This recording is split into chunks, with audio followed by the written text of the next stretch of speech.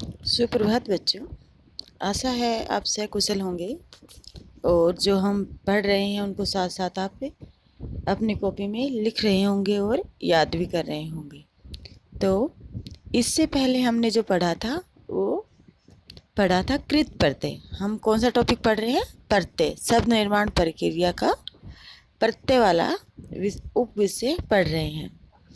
तो कृत प्रत्यय हम पढ़ चुके हैं। कृत प्रत्यय क्या था बच्चों? मूल धातु या क्रिया के पीछे अन्य शब्द जुड़कर जो शब्द बनते हैं वो क्या कहलाते हैं? कृत प्रत्यय। तो प्रत्ययों का जो मैंने अगला भेद बताया था वो क्या था? तद्धित प्रत्यय। तद्धित प्रत्यय वे प्रत्यय जो संज्ञा, सर्वनाम, विशेषण के अंत में लगकर नए शब्दों का निर्माण करते हैं, तद्धित प्रत्यय कहलाते हैं। तद्धित प्रत्ययों से बने शब्दों को तद्धितांत भी कहते हैं। कृत प्रत्यय मूल धातु या क्रिया के पीछे जुड़कर नए शब्दों का निर्माण करते हैं और तद्धित संज्ञा, सर्वनाम या विशेषण के अंत में लग के नए शब्दों का निर्माण करते हैं। तद्धित प्रत्यय 8 प्रकार के हैं। कर्तरीवाचक तद्धित प्रत्यय मतलब जिन शब्दों से कर्ता का बोध हो। भाववाचक तद्धित प्रत्यय, संबंधवाचक तद्धित प्रत्यय, गणनावाचक तद्धित प्रत्यय, गुणवाचक तद्धित प्रत्यय, स्थानवाचक तद्धित प्रत्यय, सादृश्यवाचक तद्धित प्रत्यय, उन्वाचक तद्धित प्रत्यय।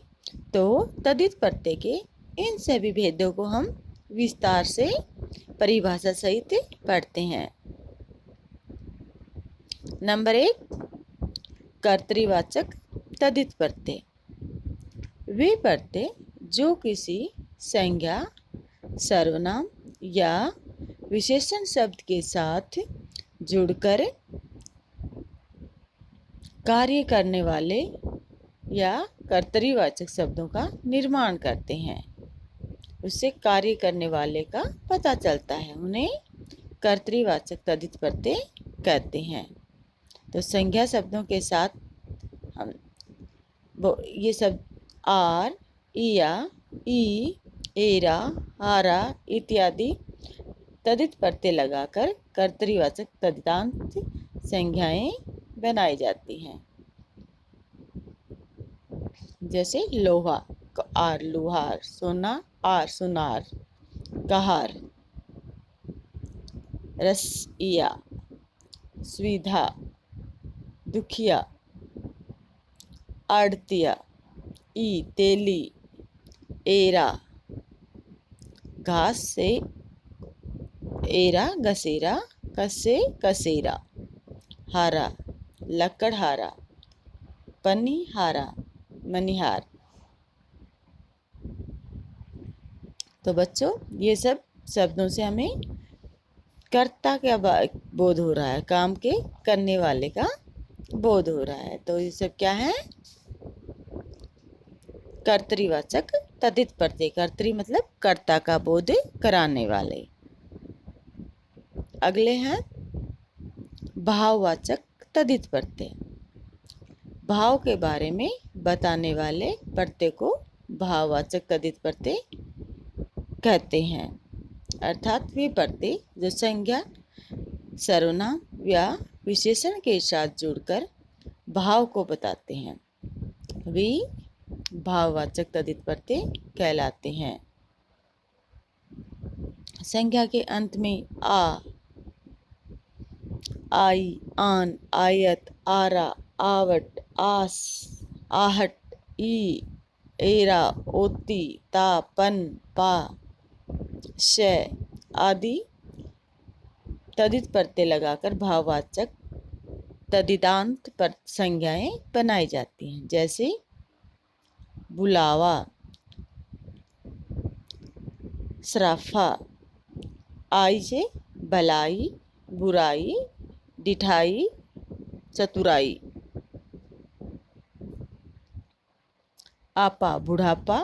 बेटा ये शब्द चतुराई होगा।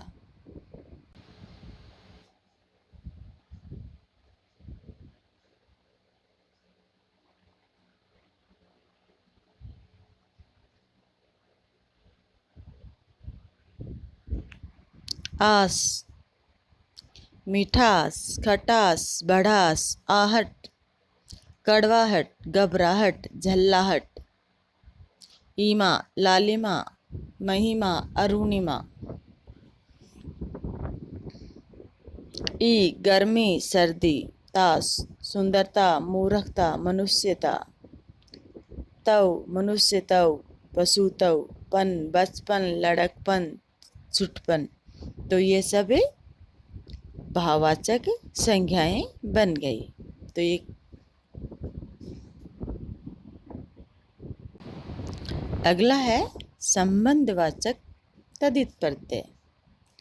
जिस प्रत्यय शब्द से संबंध का पता चले उसे संबंधवाचक तद्धित प्रत्यय कहते हैं। आपस में संबंध बताने वाले शब्दों को बनाने वाले प्रत्ययों को संबंधवाचक तद्धित प्रत्यय कहते हैं।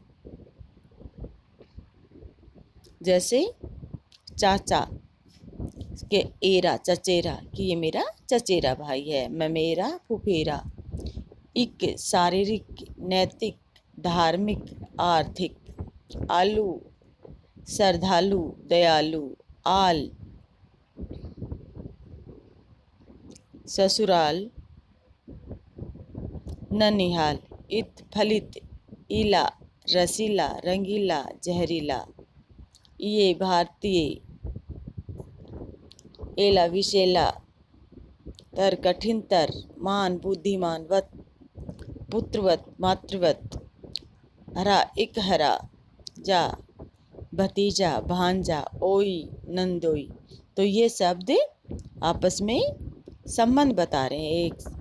एक शब्द का किसी ने किस चीज से संबंध बता रहे हैं, इसलिए ये कौन से शब्द प्रत्यय हो गए?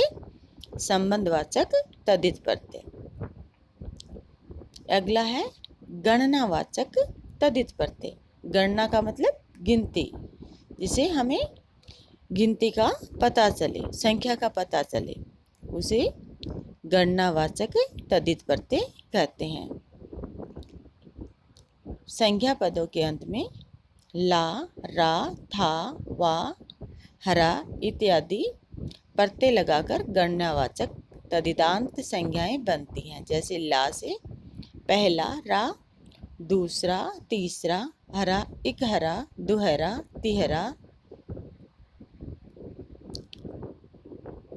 इस अगला है बच्चों गुणवाचक तद्धित प्रत्यय।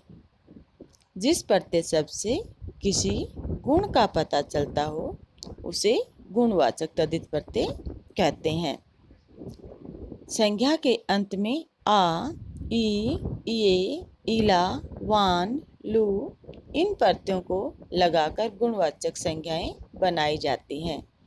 जैसे आ, भूखा, प्यासा, ठंडा, मीठा। वान, लुभावन, डरावना। गुणवान, धनवान, रूपवान।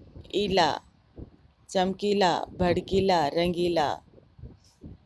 ई, धनी, लोभी, क्रोधी। इत, पुष्पित, आनंदित, क्रोधित। ये, वांछनीय, अनुकरणीय। लू, कृपालु, दयालु, शंकालु। आलू आना चाहिए था यहाँ पे, दया से।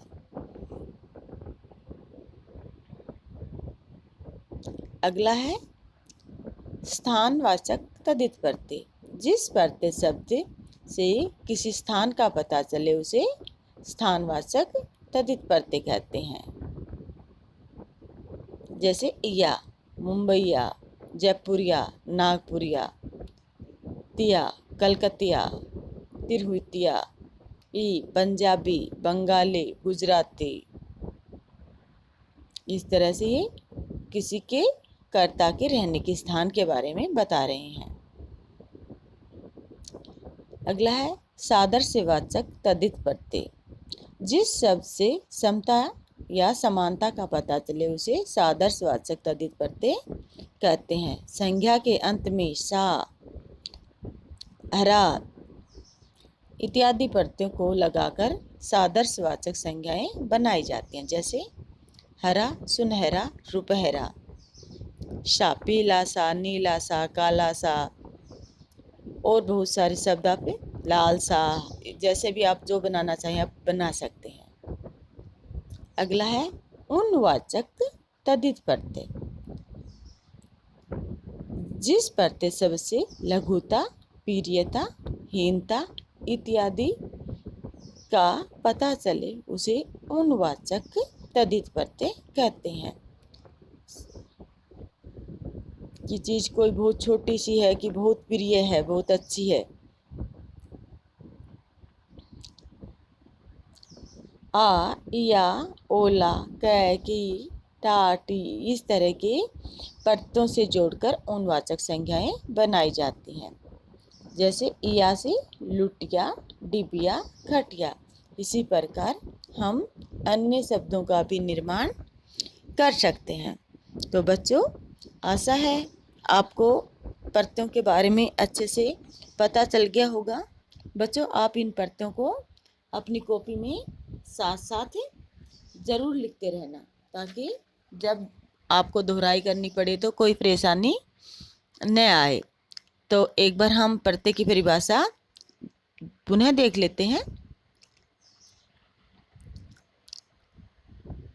वह मूल शब्द के अंत में जोड़कर नए शब्दों का निर्माण करने वाले शब्द क्या कहलाते हैं? प्रत्यय कहलाते हैं।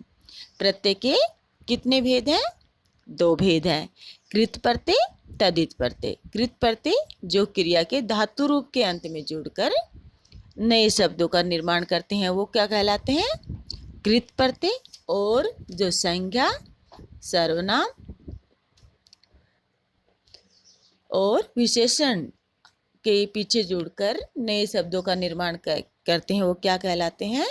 तद्धित प्रत्यय। तो हमें तद्धित और कृत प्रत्यय का ध्यान रखना है कि जो क्रिया के धातु रूप के पीछे जुड़ता है